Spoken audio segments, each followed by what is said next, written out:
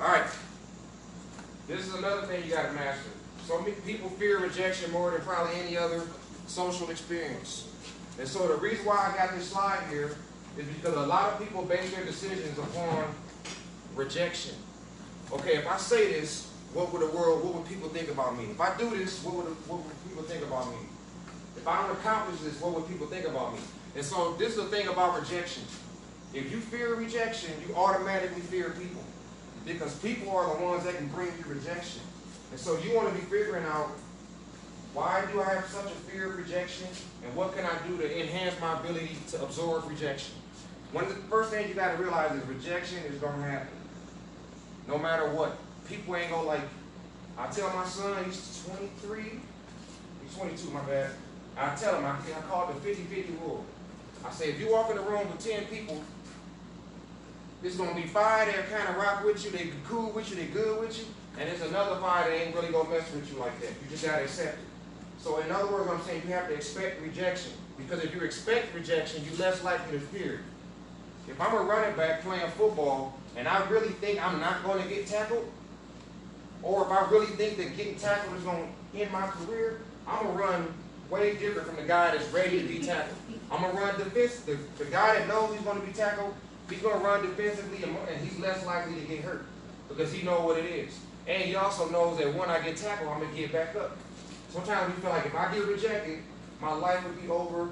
I'm going to hate myself. I'm going to be miserable. I'm going to be stuck like that forever. And that's why people are so scared of rejection. But expect that it will happen and know that you will get back up. Be positive. Who's ever heard the term glass half full? What does that mean, young lady? Basically, it's how you do things. My mom always told me that. She'd be like, my vision of the glass is mine's full, yours is half empty. Mm-hmm. So I'll be like, what you mean? She was like, basically, our perception of life. You always seeing the negative side of things, and I'm seeing, oh yeah, it might be a little down, but we can put it back up again, basically. That's right. That's a perfect answer. Some people are just negative. They're pessimistic. They see the negative side of life in themselves and other people. The problem with seeing life like that is it takes your energy. It constantly keeps your mood and your emotions in a state where you don't need them to be. So you want to start seeing the positive in things and people. If you're a positive person, what you do, you get out of bed and all day you see good things that are happening. You see good things that are happening, different opportunities that are available to you. If you're negative, all you see is the bad. And all you see are your barriers and your weaknesses. And so you want to start putting positive thoughts in your head. It's like a playlist of music. Who got a playlist of music that they listen to? All right. One thing about music that it can affect your emotions. And so what you want to do is change the playlist of music in your head. That playlist, or I ain't going to beat nobody. I'm stupid. I'm going to end up in prison. I always make bad decisions. I'm going to die early. That's like a playlist, like a soundtrack that goes on in your head and keeps you thinking negative. All right, folks, we almost done. I think it's only like 4 more laws. Hang in there, hang in there. Prepare for failure. A lot of people don't take risks really for 2 reasons. For one, they're scared to fail. But this is the connection. You know why they're scared to fail? Because they're scared of what people are going to think. Meaning this. The way I think and the way most people think, if I say I'm going to do something and I give my all, and it doesn't work out, I'm going to be like, man, well, at least I tried. The problem is we're worried about what people are going to think if we fail. And so that's why some people don't dream. That's why people don't share their expectations for their life, because they're scared. If it don't work out, I'm going to be embarrassed. I'm going to look stupid. So you have to prepare for failure by not fearing people and what they think about. All right, we're almost done. Here we go, here we go. Juice challenge and motivation. A lot of times when we encounter challenge, we let it demotivate us or disempower us. Maybe we're trying to get power in. Sometimes we see barriers, it de-empowers us. It takes away our empowerment. And so when you seek challenge, it's just like a boxer. The boxer in the ring, he expects to get hit a few times, right? He's not in there thinking he's not going to get hit.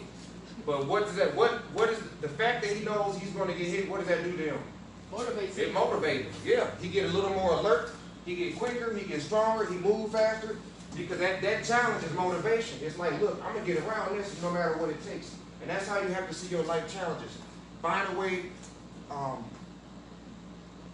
to motivate you. And what's the root word of motivation? Right here. If you take these words out, what does that say? Motive. You got Yes, motive. That the purpose of a motive or a reason, or you hear people talk about your why, is to keep you motivated. If you don't have a motive for life, a vision, a dream, it's going to be very hard to be motivated to do the right things with your relationships, your job, school, etc., etc. So ask yourself again, what is my motive for life? What is it that I'm trying to do? No excuses. Ever, ever, ever, ever. All an excuse is this. Is somebody saying, they're saying that I didn't get what I wanted because of something outside of myself. And so a lot of times it's a way to hide a lack of work ethic, a lack of effort. So instead of saying, man, I just ain't put in the work necessary, we make up an excuse. People who make excuses don't go far because you become addicted to it. It's kind of like, man, I can actually not do as much and not achieve as much. Save some energy, be lazy, and then make an excuse and still be okay with the people around you. Even though the people around you are like, bro, that's just an excuse. All right. All right. Patience is a virtue. Won't say much about that. But a lot of people drop out of school, start selling drugs, get into unhealthy relationships, etc. because of impatience. And so one thing about life, sometimes you're going to be uncomfortable. You're going to want something today and it's just not going to be there. And so if you get impatience and that discomfort, it can cause you to make bad decisions. So make sure you remain in patience on your path to your vision. Another one, I think, is this. One more. It's two more. My bad. Don't panic. When you panic, what's the first thing you stop doing? You stop thinking. Man, you're smart. Yep. You stop thinking. When you panic, you stop thinking and you start to become impulsive. It's just like right now, if somebody came in here and shot a gun, we gonna all panic and we gonna all get to running out of here in an unstructured way, an unintelligent way. And if we really didn't panic, there might be some intelligent moves that can keep most of us from dying. But because we panic, we don't think, we run each other over, we end up killing more people than the gunmen, right? So it's the same way with life. Sometimes life will make you want to panic and just do some crazy stuff, but you got to resist that temptation. You got to get to yourself. You got to access the people in your life that are positive to you. Spiritualize your success. This is the last slide. No, it's not. My bad. Yeah, it's going to be the last slide. I'm going to do questions. For you guys who are religious and spiritual, whatever you feel like your vision and your dream is, you're going to want to put some spirituality behind that. And this is what I mean by spirituality. All it means is meaning. Whatever you think of spirit, the word spiritual, all it means is the big picture of life, the meaning of life, the purpose of life.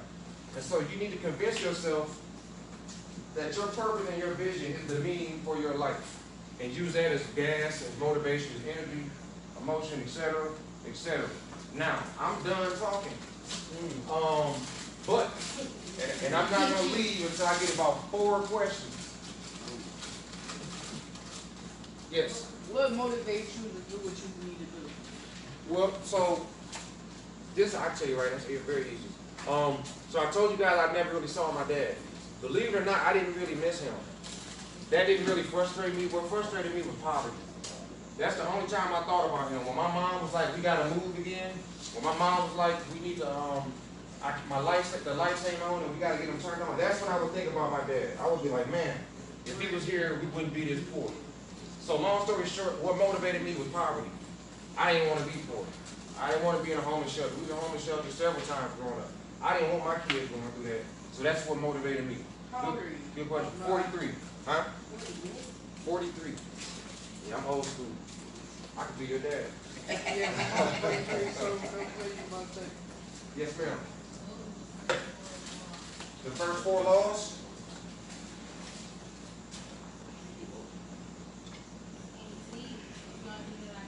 Oh, you still doing slides? Okay. We apologize. First 4 laws.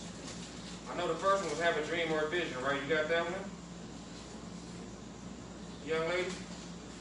Have a dream and a vision. The second one was turn information into power. The third was weaponize your intelligence.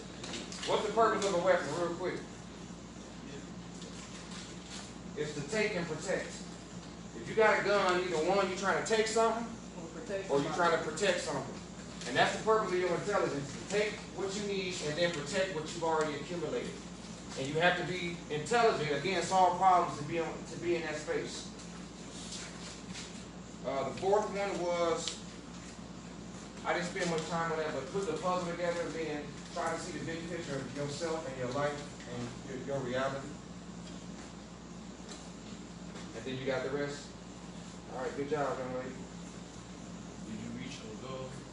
You're 43. Did you end up reaching your goal? Well, so this is the thing. Some people are wired to reach a certain goal when they're cool. The way I'm wired, I'm always want to do more. Have I reached my goal? On paperwork, yeah, I reached my goal back in my early, when I got my master's degree at like 28 or whatever age I was. And how old, bro? I'm lying. It wasn't when I was 28. It was about 30. I think I was 30 when I got my master's, yeah. When you get your Ph.D. In 2014, that's 5 years ago, I was 38. So, Where you grow up at, bro? the hood. Watkins, Neeland, Prince, Highland. Here. Yeah, right around all in this area, yep. During the crack epidemic. And I'm not bragging on that, but I just want y'all to know wherever you starting off in life or wherever you are, you can accomplish what you want. So yeah, I think I have reached my goals, but I'm not done dreaming. Two more, was that 1, 2, 3? One more question, and I'm gone. With the win. Yes, sir. Oh, What is your career? say again. What is your career? I'm a psychologist and also am a professor at GRCC. Then I have a private practice, and I guess I'm also an artist because I read books. What you say you guess? Yeah. Sometimes I forget about that. My man behind my man. What made you want to write books? Well, so it started off. I started realizing that was the thing I did best. I'm terrible with like algebra. I used to not like speaking, but I did like writing. And then also I always think. I'm just always thinking. And so what I started doing while I was in college, I would get these different thoughts and I would just write them down. And next thing you know, I had a notebook probably that thick full of just thoughts from over the years. And I also have this life mission that I think is going to require written information. My life mission is that, so in America, black people are somewhere down here, white people are here. When I die, my life goal is that we even. So we graduate as much as them, we go into prison just as much as them, everything is, and so I feel in order to get that, in order to change an individual, this is two things that have to happen. People change either because something bad happens, Right. or because they get a revelation. And so my goal, instead of something crazy happening to get us to get together, is to give, that we all get that mass revelation. And I think that comes through information. So everybody has to work together to put information out there that can help us catch up.